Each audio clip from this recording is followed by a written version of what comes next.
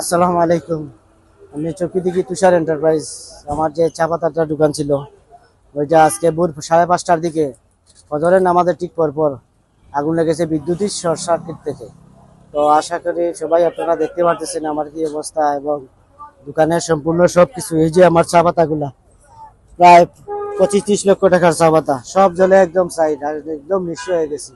এবং আমার ওয়াইফাইয়েরও কিছু বিজনেস ছিল, বিজনেসগুলোও সব মোটামুটি সব মেশিন মিলে সব জ্বলে গেছে। কি করবো, আমার দোকান এখানে না, আমার পার্শ্ববর্তী আরো 3টা দোকান, এই দোকানগুলোও জ্বলছে। 2টা দোকান স্ন্যাক বার ছিল আর একটা ছিল যে ফটো স্টেটের দোকান, সবগুলা জ্বলে একদম শেষ।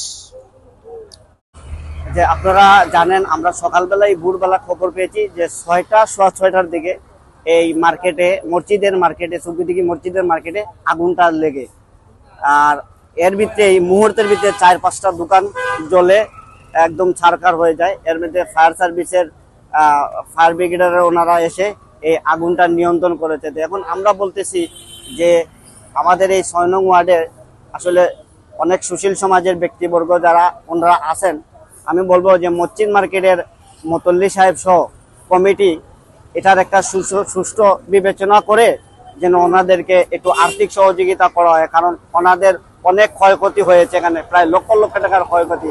আর এর সাথে আমিও বলবো যে সিলেট জেলা প্রশাসক মহোদয় যেন এটাকে একটু গুরুত্বের সাথে দেখে একটা রিপোর্ট করে যেন ওনাদেরকে কিছু আর্থিকভাবে সহযোগিতা করে।